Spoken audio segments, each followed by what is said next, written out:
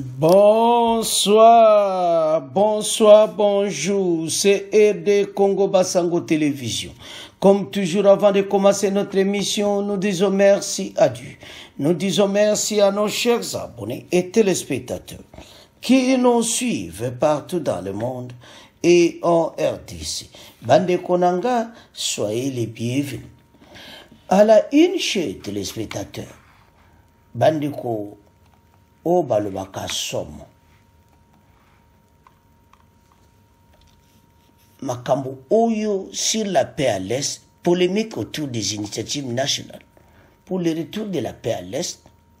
Alors Bokoyoka bandeko cadre IDPS a expliqué Bissou ce qui se passe. Makambo zaminene bandeko, il y a des choses où tozomona kakaboy.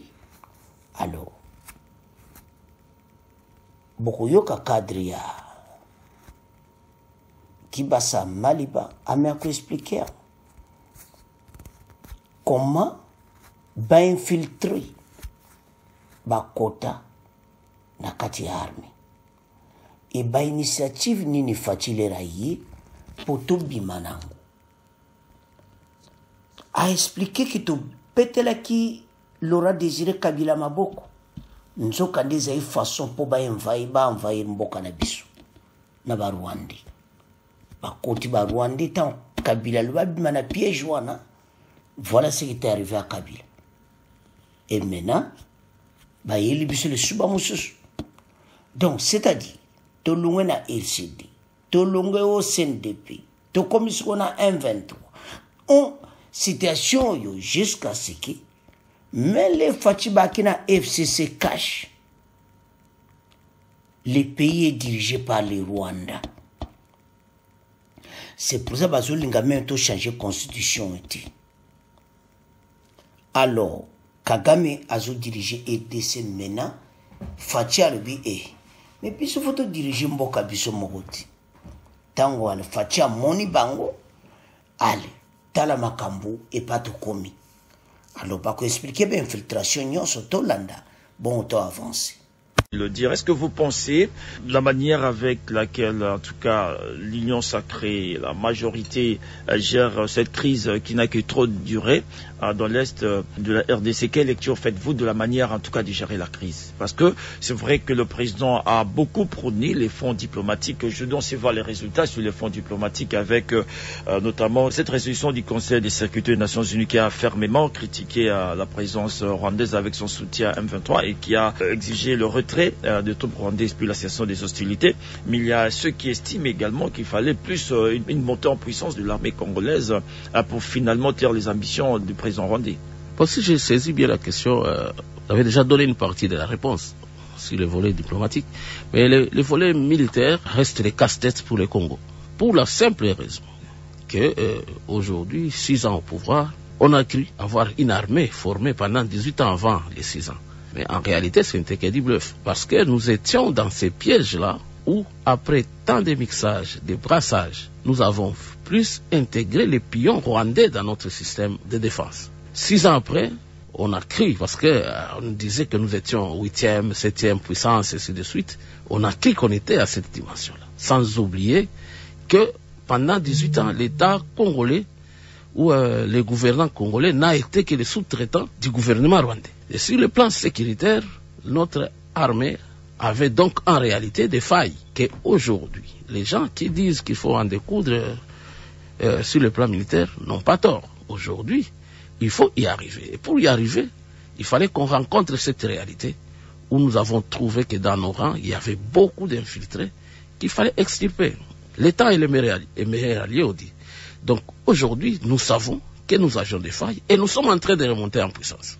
Parce que si l'État congolais n'avait pas mis tous les sérieux pour cette résistance ou cette montée en puissance, je crois que ce qui est arrivé en 97 nous serait aussi déjà arrivé. La guerre de 97 a fait quelques mois, les Rwandais étaient déjà à Kinshasa. Mais aujourd'hui, pouvoir résister et contenir l'agresseur uniquement dans ces 2 provinces, ce qui n'est pas un motif de satisfaction, je le souligne bien, c'est déjà que notre armée a su tirer des vraies leçons et se comporter en conséquence. Nous n'allons pas nous voiler la face, dire qu'à l'entame de la guerre, nous avons cru qu'on avait une armée, pourtant c'était une armée piégée par Kabila. Maintenant que les enfants du pays sont conscients de la réalité de la domination rwandaise, les gens ont pris les choses au sérieux et nous sommes en train de voir comment terminer cette guerre, si pas sur le plan diplomatique, mais qu'on soit au moins à même sur le plan militaire de résister. Et c'est ce qui est en train d'arriver. Alors, un commentaire par rapport à cet appel du chef de l'État à la mobilisation générale. On a vu en tout cas beaucoup de ministres abandonner leur cabinet pour aller faire la mobilisation de tous les Congolais, pour faire prendre conscience à tous les Congolais de pourquoi il faut qu'on soit tous unis derrière le chef de l'État et son gouvernement face à cette agression rwandaise. Qu'est-ce que vous pensez de cette mobilisation? Et ça porte de fruits ou bien, bon, c'est un peu mitigé? Non, c'est pas une mauvaise chose qu'aujourd'hui, chaque Congolais se réveille, demande à un autre Congolais de prendre conscience. Bon, si vous le dites uniquement sur le plan des gens qui occupent de hautes fonctions, les ministres, comme vous l'avez dit, c'est aussi une manière de faire. Mais ils ne sont pas les seuls sur le terrain. Vous savez, cher Marcel, que cette guerre a ouvert aux Congolais les yeux.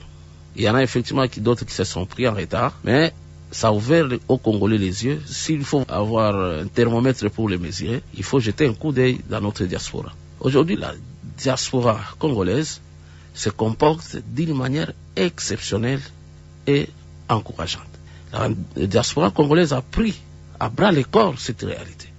Et sur le plan diplomatique, à part les efforts fournis sur le plan institutionnel, les Congolais de la diaspora sont debout et on fait bouger les lignes, et comme ça n'a jamais été auparavant. Donc la sensibilisation, je ne voudrais pas tomber dans votre question de dire qu'on peut s'en prendre aux ministres qui les font. Au-delà de leurs attributions, on ne s'en prend à personne, parce que tout le monde peut le faire. C'est un joueur de football peut le faire en marquant les buts.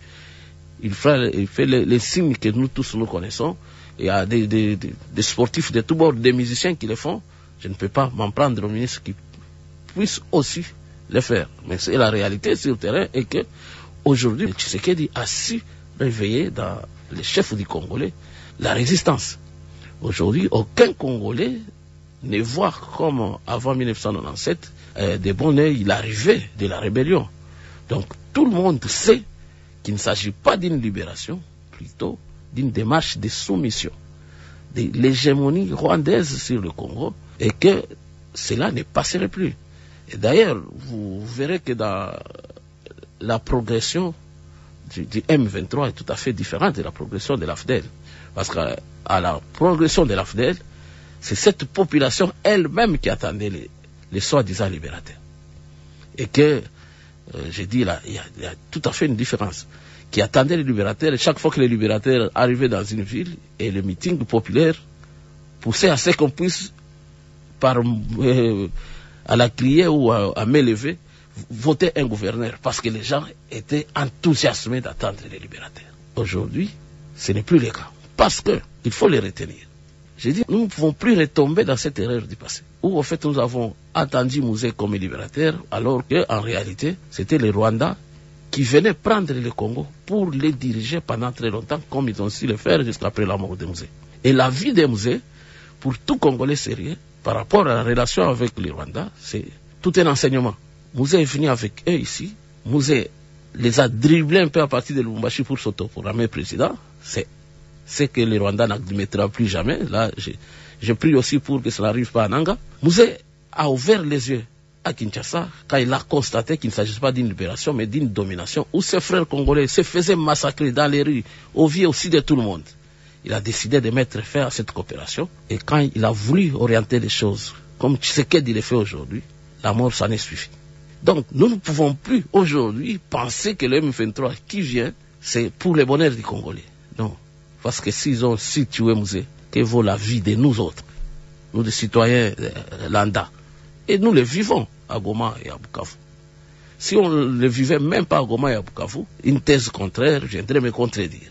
Parce que, parlant des Mouzé, je vais comparer encore Mouzé avec Nanga.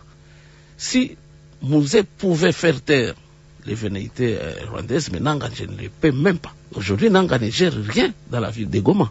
Il ne dirait pas qu'il est content des massacres que subissent ses frères. Il n'est pas content, mais il n'a pas de moyens de stopper ça. Donc, comme beaucoup de Congolais le pensent, que ce sont les divergences de vues, en tout cas, pour ce qui est de la situation sécuritaire de la RDC, il faut qu'aujourd'hui, plus que jamais, que tous les Congolais soient unis pour faire d'abord face à cette agression et ensuite on pourra régler nos problèmes internes. Bon, nous avons des problèmes. Certes, nous avons des problèmes. Mais aujourd'hui, le problème n'est pas au niveau de la gestion uniquement de Kinshasa. Fixer l'objectif de la guerre ou l'objectif politique de l'homme politique sur la présence de Tshisekedi uniquement, c'est faire fausse route.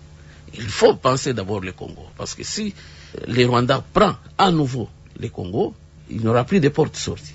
Ça était d'ailleurs une chance que le pouvoir de Kabila s'arrête en cette date-là. Ça a été une chance parce que les Rwandais étaient déjà partis. Toutes les nominations ici dépendaient de Kigali. Toutes les nominations. Même les scénarios dont on a parlé, Nanga, Kabila, et cherché dans Brigadier Tshisekedi là-dedans, mais ça dépendait de Kigali. Mais aujourd'hui, Tshisekedi a dit non, le Congo doit se gérer à Kinshasa. Ça ne doit plus se gérer à Kigali. Et partant de cette réalité, il faut se dire que le Congo passe avant toute chose. S'il faut qu'on s'unisse, qu'on taise nos divergences, il faut le faire parce que le Congo passe avant toute chose. Voilà. Alors, bandeko tolandi biso nyonso. Ndenge toyoki wana. Pays ezalaka boye te. Koma Kabila apesa autorité nyonso na Kagame. Tango faci alobi te, biso foto dirige mboka biso moko, Kabila tomboki. Parce Kabila koma na problème na Kagame. Donc ndenge tozalaki wana, ezali ke faci akolongwa, Kabila ozonga lisusu na 2023. Donc ndenge tozala kozala wana, Kagame et les autres baeka ke na 2023 faci akolongwa. Bamona boye faci apose candidature. Abi non, bato oyo bamoni biso, ba récupérer mboka na bango. Yango ce qui se passe aujourd'hui. Et ces Congolais, vous ne comprenez pas tout. Il y a des missions pour Congolais font la mission. Le pays est envahi partout. Et maintenant, Fatia du décision to bima bateau nyos to bima na makambo oyo Congo fait comme indépendant to bima na mixage brassage. Yango bazo menacer président Félix. Gouvernement nyos a Tshisekedi nde bozo mona wana. Ba yebike tozana position ya bien. To bimi na kati ya mbeba oyo Kabila a continué nango après Laurent Désiré Kabila Koufaki. Joseph Kabila peut continuer la même ligne. Mboka était kama l'armée babomi armée nyonso.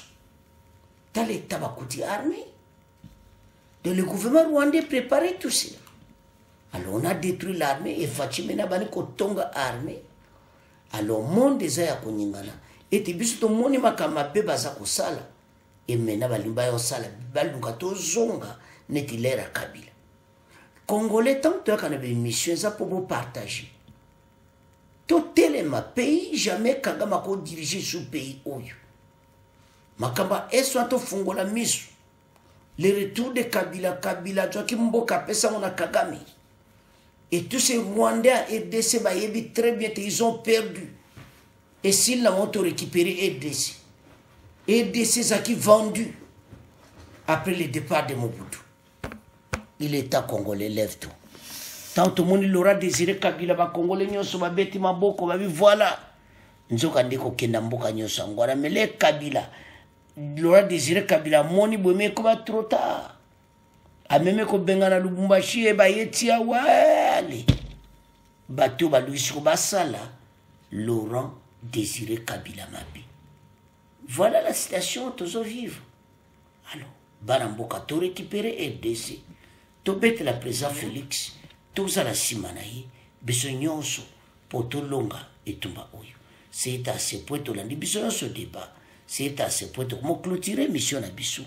Au revoir, à la prochaine.